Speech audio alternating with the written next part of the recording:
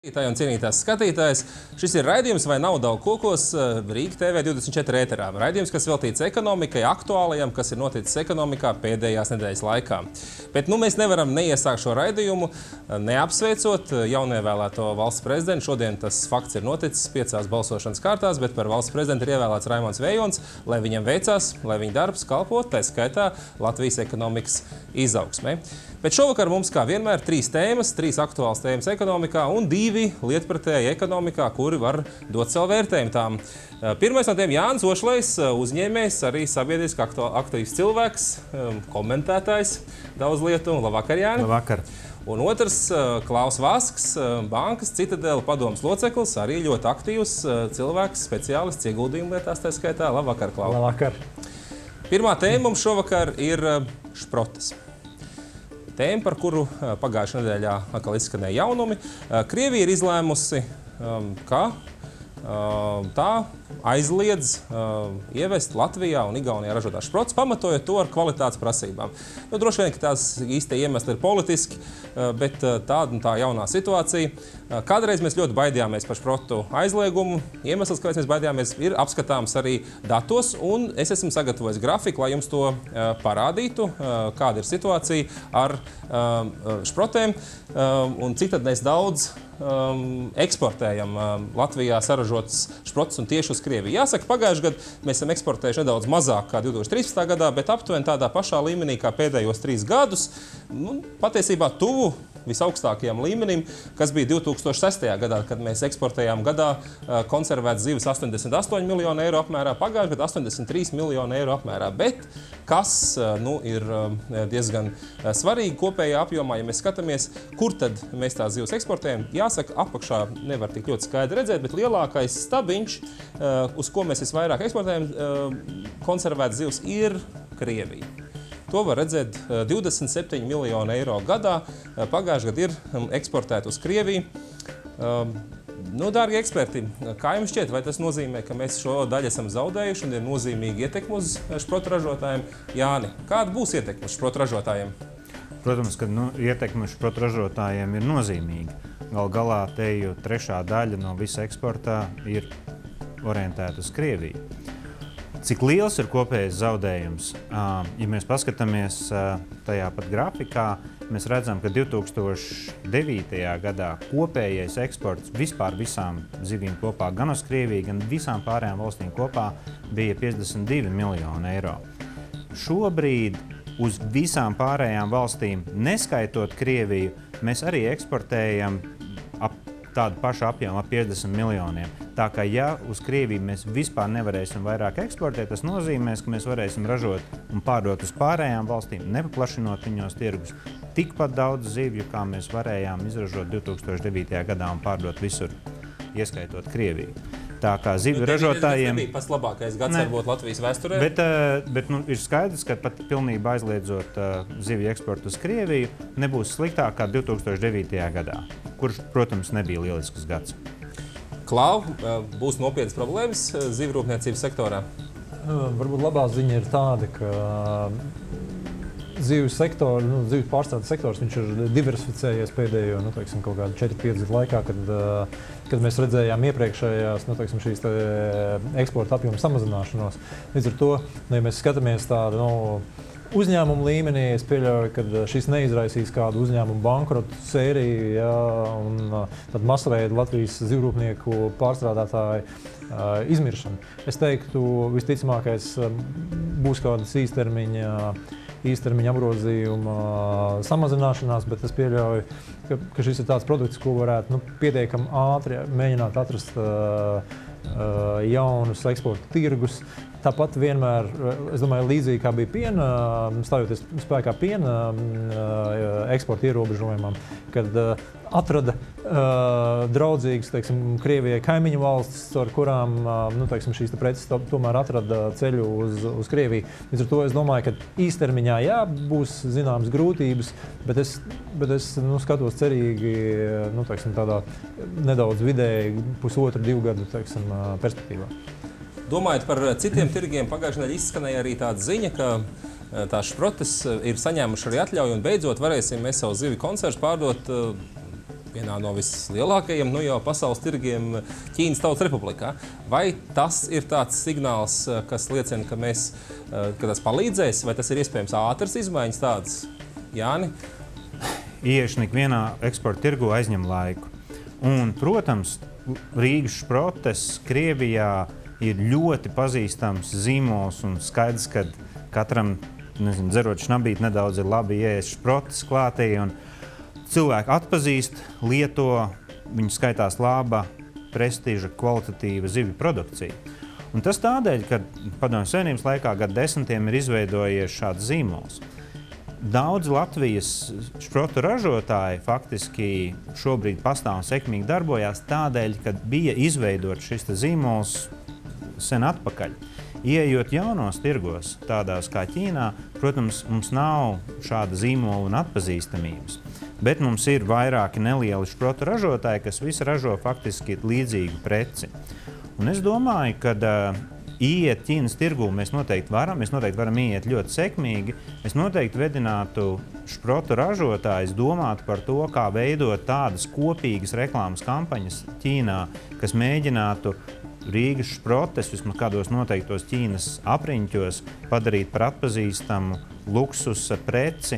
Un tad, ja to izdotos paveikt, protams, Ķīnas tirgus ir milzīgs. Mēs redzam citus Latvijas ražotājus, kā piemēram Stenderu, kuram tas ir izdevies padarīt ziepes par luksusa produkciju un tirgo Ķīnā ļoti sekmīgi. Es esmu pārliecināts, ka pareizi izveidojot mārketingu, to pašu var paveikt arī ar šprotēm.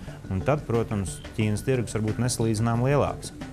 Klau, vai tev šķiet, ka tas ir iespējams? Es domāju, ka es pilnīgi pievienojos Jānim, ka tā nebūs brīnumjuņa, bet katrā gadījumā jauna eksporta tirgu iekarošana parasti aizņem 2, 3 līdz pat 5 gadiem. Tā kā es domāju, ka pakāpeniski, protams, es domāju, ka arī šprotu ražotāji nonāks Ķīnā. Bet skatoties uz tavu iepriekš rādīto grafiku, vēsturiski ir bijuši diezgan liela pārdošanas apjoma Amerikā. Droši vien tam bija kaut kāds iemesls. Vienkārši es domāju, ka mūsu zivju ražotāji būs spiesti pārskatīt vēlreiz savu eksporta valstu portfeli. Līdz ar to meklējot tos tirgus, kur viņi šo produkciju pietiekami labi realizē. Jā, rezumējot ekspertu teikto, jāsaka, ka droši vien nebūs tie vislabākie laiki šprotu ražotājiem tuvākajā nākotnē, bet no otras puses tendences tomēr nav tik traģiskas, kā mēs parasti mēdzam runājot par šprotu ražošanu domāt, ka, ja reiz Krievijas tirgus aizverās visas iespējas. Pāriesim pie otras tēmas šodienas, un otra tēma mums ir drusku skumja droši vien. Ir publicēti pagājušā nedēļa dati par to, cik tad Latvijā ir iedzīvotāji bijuši pagājušā gada nogalē, 31. decembrī vai šī gada 1. janvārī. Un jāsaka, ka tas skaitlis ir pirmo reizi šie gada dati parāda to, ka Latvijā iedzīvotāju skaits ir mazāks nekā 2 miljoni cilvēku. Pēc ilga laika, jāsaka, gan pirmo reizi Latvijā ir bijuši cilvēki mazāk kā 2 miljoni, bet tas ir bijis pirms vairāk kā 80 gadiem. Tā tendence, es atkal parādīšu sagatavot grafiku šajā jautājumā, ir, jāsaka, diezgan, protams, neiepriecinoša līkne. Mēs esam pēdējos 4 gados patiesībā diezgan vienmērīgā tempā samazinājuši iedzīvotāju skaitu. Bet mans jautājums ekspertiem ir tāds, varbūt nedaudz provokatīvs Latvijas kontekstā. Ja reiz mēs iedzīvotāju skaits ritās un kritīsies, vai nav pienācis laiks runāt par imigrācijas politiku, vai nav jāieved jauni darbinieki vai uzņēmēji Latvijā? Klau, kā tev šķiet? Es droši vien šo samazināto iedzīvotāju skaitu droši vien vērtētu kontekstā ar to, vai mēs ilgtermiņā spēsim finansēt tos tēriņus, kādas valsts ir iecerējusi un kādas ir prasības. Līdz ar to es pieļauju, ka tiem politiķiem, kas varbūt arī šī brīža kontekstā runājot par migrantu kvotām un tā tālāk, ir ļoti, kā teikt, konservatīvi un noraidoši. Būs kādā mirklī jāizdara izvēle. Tātad starp imigrācijas politiku, starp atvieglotajiem nosacījumiem, darba spēku importu, tādā vienkāršā valodā runājot, un nodokļu apjomu, ko mēs valstī varam iekasēt. Līdz ar to gan vēlētājiem, gan politiķiem būs vienkārši jāizdara tāda fundamentāla izvēle.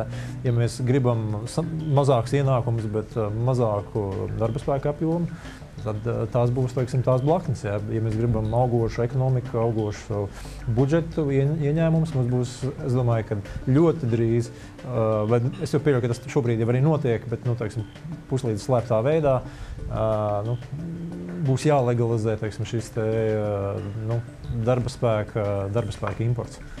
Jāni, tavs viedoklis? Es domāju, ka, protams, mēs dzīvojam mūsdienās globalizētā pasaulē. Darba spēks pārceļās pie mums, mūsu darba spēks pārceļās citur. Un šie procesi, kuri neapstāsies tālāk uz priekšu. Bet es nevaru piekrist Klāvam par to, ka mums noteikti ir jāieved darba spēks, lai vispār ekonomika kaut kā turētos. Es gribu teikt, ka man daudz vairāk uztrauc tas, cik ātri šobrīd norisinās robotizācija daudzās uzņēmējdarbības jomās. Mēs skaidri redzam, ka pēc gadiem 10, 15 būs pieejami automobīļi, kuri brauks paši, nevis viņus vadīs kāds cilvēks. Mēs redzam, ka līdzīgas tendences notiek daudzās citās sfērās un ļoti daudz darba vietu ir apdraudētas. Un es gribu zināt, ko darīs, piemēram, taksometru šoferi 15 gadu tālā nākotnē. Viņam nebūs darba kaut vai tādēļ vien, ka viņa darba vietas būs robotizētas. Un šie ir procesi, kas norisinās ļoti ātri. Un otrkārt, Latvijā darba vietu skaits vēl ar vienu nav strauji kāpošs. Mēs neesam sasnieguši darba vietu skaitu, kāds mums bija pirms krīzes gados, un darba vietu skaits kopumā nepieaug. Līdz ar to es arī neredzu tādu, vismaz šajā brīdī, lielu spiedienu uz imigrāciju. Dod Dievs, ka mēs radītu šīs darba vietas. Tomēr es nedomāju, ka šī darba vietas tik strauji radīsies, gan tādēļ, ka mūsu ekonomika neattīstas ļoti ātri, gan arī tādēļ, ka es domāju, ka robotizācija un datorizācija apdraudēs ļoti daudz profesijas nākotnē. Tāpēc mans viedoklis ir, ka mums ir jārūpējas par to, ka mēs palielinām darba vietu skaitu šeit Latvijā, bet es nedomāju, ka tas tam obligāti jānoved pie imigrācijas. No otras puses, ja mēs skatāmies statistiku, kas jau tagad ir, Latvijā katru gadu patiesībā pieaug ārzemēs dzimušu cilvēku darbinieku skaits. Ja, tas tiek ievērojami vairāk un vairāk. Patiesībā mums jau ir imigrācijas plūsma, nav pārspīlēta liela, bet mēs runājam jau par vairāk kā 20,000 cilvēku Latvijā, kuri nav dzimuši ne Latvijā, ne bijušajā Padomju Savienībā, bet šobrīd strādā Latvijā. Tā kā kaut kāda aizstāšana notiek, darba vietas skaits tiešām nepieaug, bet visdrīzāk tas notiek ņemot vietā labākus kadrus, kas nav gluži no Latvijas. Cilvēki nāk un iet, un tas, protams, ir viss tā arī notiks, un pasaule ir ļoti saistīta, un mēs esam daļa no Eiropas Savienības, un, protams, arī, ka uz Latviju pārcelsies cilvēki, protams, ka latvieši pārcelsies uz ārpusi, ar to mums ir jārēķinās. Bet es nedomāju, ka mums ir vajadzīga īpaša speciāla politika, vai es drīzāk uztraucies par to, kā nodrošināt darbu tos latviešus vai tos, kas pārcelsies uz šejieni. Jā, mēs arī uzrunājot aktuālo tēmu, galu galā vienu imigrantu pulciņu mums sola Eiropas Savienība. Uzrunājam cilvēkus Rīgas ielās un jautājām, kāda ir viņa attieksme. Viņa atbildes jūs tūlīt varēsiet redzēt video jūsu ekrānos. Pēc 2015. gada datiem Latvijā iedzīvotāju skaits sarucis zem 2 miljoniem. Kā varētu risināt šādu problēmu? Es jau uz šādiem jautājumiem nevaru atbildēt. Es pat nezinu. Vai, piemēram, bēgļu uzņemšana palielinātu šo skaitu, kaut kā pozitīvi ietekmētu šādu negatīvu tendenci? Vai cik nopietni jautājumi? Iedzīvotāju skaits loģiski palielinātos, tas ir skaidrs, bet citādāk. Man būtu grūti spriest, kaut vai sabiedrības integrācijas dēļ tas būtu. Es katrā ziņā atbalstu, bet ļoti grūti kaut kā dziļāk šajā jautājumā atbildēt. Pēc 2015. gada datiem Latvijā iedzīvotāju skaits sarucis zem 2 miljoniem. Vai šis ir brīdis, kad mums vajadzētu apsvērt arī bēgļu uzņemšanu Latvijā? Iespējams, jā.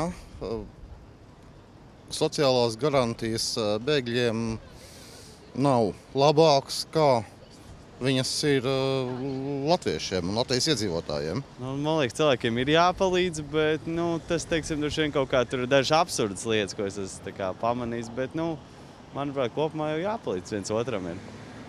Pēc 2015. gada datiem Latvijas iedzīvotāju skaits ir nokritis zem 2 miljoniem. Kā tu domā, vai šāda te bēgļu uzņemšana atrisinātu šādu problēmu?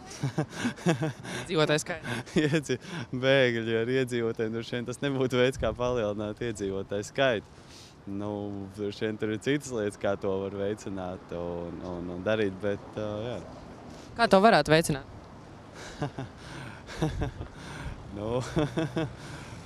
Droši vien jau tas jau vairāk ir ģimenēs un tā kā jautājums par to, kas ir tās vērtības, ko iemāca. Tagad jau tā modernā lieta, kad ģimene veido tikai laikam pēc 30, jau pie 40 gadiem, kad viss ir karjeru uzbūvēt un tā tālāk.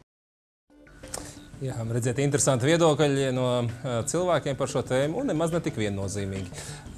Līdzīgi kā mūsu ekspertiem šeit mūsu studijā. Pāriesim pie mūsu trešās tēmas, arī tēma, kur nav tik vienkārša, bet diezgan svarīga tuvākos gados. Vismaz tā mums sola Eiropas Savienības augstākās institūcijas. Un pagājušo nedēļu, pagājušo ceturtdienu naktī Eiropas Savienības padome vienojās ar Eiropas Savienības parlamentu. Atgādināšu, Eiropas Savienības padome ir tā institūcija, kur Latvija šobrīd ir prezidējošā valsts. Vienojās par tā sauktā Junkera plāna apstiprināšanu. Proti, tas formāli saucās Eiropas Savienības strateģisko investīciju fonds. Tajā būšot 300 miljardi un jaunas tieši uz investīcijām virzītas aktivitātes. Jāsaka gan, ka plāns ir strukturēts ļoti interesanti, un es jums arī tūlītās parādīšu grafiku, kā tas ir izdevies. Jāsaka, finanšu burvi ir piestrādājuši.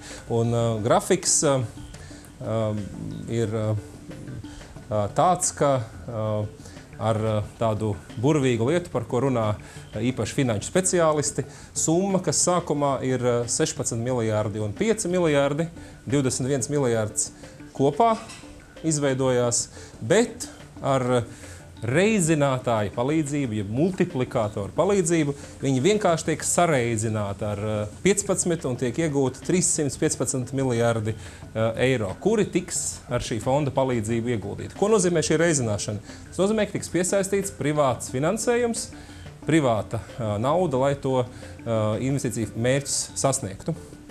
Dārgie eksperti, kā jums šķiet, vai kāds labums no šī fonda būs arī Latvijai? Jāni? Es domāju, ka pilnīgi noteikti. Latvija jau šobrīd no līdzīgām schēmām gūst labumu, un Eiropas Savienība atbalsta uzņēmumus caur risku kapitālu un daudzos citos veidos. Un šī ir vēl viena metode, kā to pašu paveikt.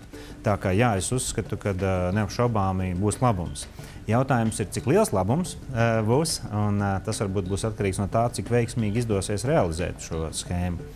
Un es domāju, ka tas, ko Eiropas politiķi pareizi sapratuši, ir, ka kopumā Eiropā ir vajadzīgas šīs investīcijas ar 300 miljardu apjomā, lai mēs investētu jaunās tehnoloģijās, noķertu daudzās valstu attīstībā, citas valstis apsteigtu viņus, noturētos pasaules līmenī.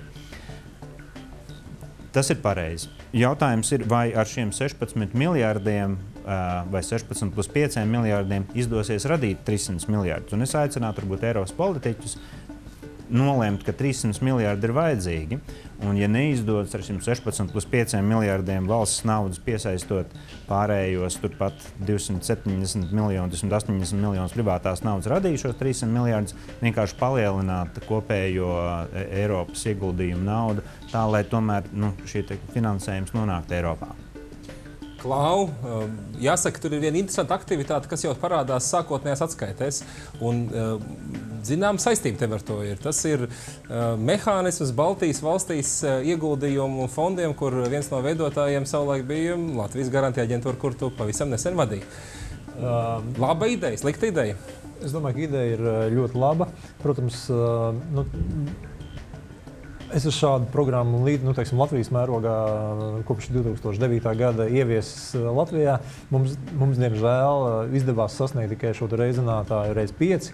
Un arī pēdējā Baltijas līmeņa riska kapitāla programmā arī kopā ar visiem privātajiem investoriem mums arī izdevās šo rādītāju sasniegt 5,5 reizes.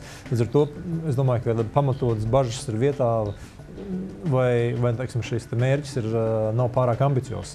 es pilnībā pievienojos tam, ka 300 miljārdu investīcijas Eiropā ir vajadzīgas. Un ņemot vērā to, ka šobrīd samazinās banku finansējums, kredīta apjoms, tautsaimniecībā, tas viennozīmīgi atstās negatīvu iespaidu uz uzņēmumu konkurētspēju, un mums ir jāpanāk ar dažādiem instrumentiem, kā mēs šo finansējumu varam līdz uzņēmējiem viņu konkurētspējas attīstībai novadīt. Tā kā ideja ir atbalstāma. Nedaudz mulsina tas, ka mēs jau runājam par Junkera plānu no pagājušā gada decembra. Es pats pirmā ceturkšņa laikā vairākās Eiropas darba grupās, kur par šo plānu tika runāts, esmu piedalījies. Manuprāt, nedaudz pietrūkst tādas vilkmes un mērķiecīgākas šīs programmas izstrāde. Es domāju, ka negribētos, lai šīs iespējas tik kaut kādā veidā zaudētas garās pārunās un nepieņemtos lēmumos. Vai jūs redzat, Jāni, Klau, kādus konkrētus projektus, kas Latvijā varētu tikt realizēti ar šīs aktivitātes palīdzību? Kaut kas tāds, kas varbūt nav iespējams šobrīd? Vai tas drīzāk ir, tad redzēsim, ja būs uzņēmēja interese? Es zinu ļoti daudz uzņēmējus ar lieliskām idejām un plāniem, ko varētu darīt. Un es esmu pārliecināts, ka, ja būtu pieejami vēl naudas resursi, tas noteikti novestu pie tā, ka investīcijas attīstītos. Es domāju, ka īpaši pēdējā laikā un noteikti Latvijā ir vērojams, kad parādās ļoti daudz jaunu, interesantu uzņēmumu. Un es varu gan ar prieku un skatīties gan uz Airdogu vai Instagram vai daudziem citiem uzņēmumiem. Un es domāju, ka palielinoties finansējuma iespējām, palielinoties iespējām šiem uzņēmumiem ieguldīt vairāk naudas attīstībā, noteikti tik nests labums. Klau? Tā kā tiek runāts, ka aptuveni pusi no šīs naudas ir paredzēta no Eiropas dalību valstu infrastruktūras projektiem. Es, protams, labprāt redzētu, ka šī nauda Latvijā tiek iztērēta, gudri iztērēta reģionos, kuros mēs varētu palielināt iespējamo ražošanas uzņēmumus, kas var radīt pietiekami daudz darba vietas, infrastruktūru, sakārtojot gan sākot no ceļiem, gan komunikācijām, respektīvi, lai samazinātu šo uzņēmēju šīs barjeras jaunas uzņēmējdarbības uzsākšanai, respektīvi, lai šīs investīcijas, ko varētu palīdzēt veikt valsts, netiktu uzkrautas uz uzņēmēju pleciem un tādējādi mākslīgi, respektīvi, birokratizējot, ierobežojot viņu iespējas, domāt par tiešo biznesa attīstību. Tā kā es domāju, ka valstī patiešām ir vajadzīgs kaut kāda patiešām stratēģija, es domāju, lokāli skaidri saprast, ko mēs gribam sasniegt. Un strādājot ar Eiropas šīm institūcijām, es domāju, ka šo finansējumu var iegūt un visas šos labās idejas nofinansēt. Noteikti gribētu atbalstīt šeit plānu. Man liekas, ka tieši nokoncentrējoties uz ražošanu vai ražošanai līdzīgi pakalpojumu, eksportējumu pakalpojumu, eksportējumu preču attīstību Latvijā, mēs varētu panākt gan to, kad parādās darba vietas, lai mēs varētu pietiekamā daudzumā nodarbināt vietējos cilvēkus, gan parādīt šīs darba vietas tādā kvalitātē, lai pa viņām arī maksātu labu algu strādājot. Un to es redzu kā vienīgo un labāko veidu, kā nodrošināt sekmīgu attīstību.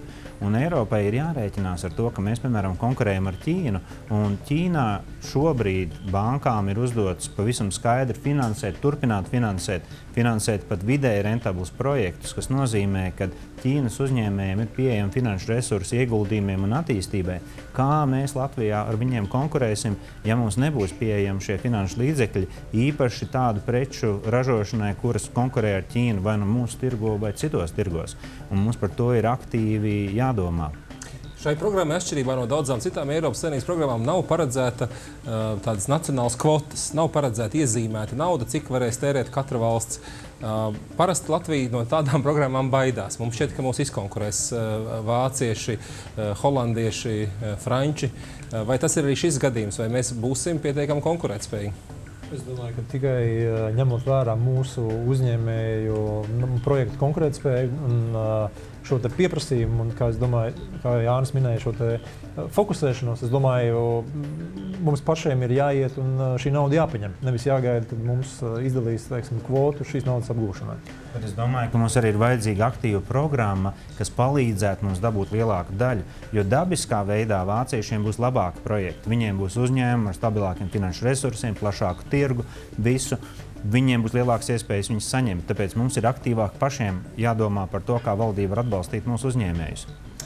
Jā, paldies ekspertiem. Cerams, ka Junkera plānu mums izdosies izmantot cienīgi.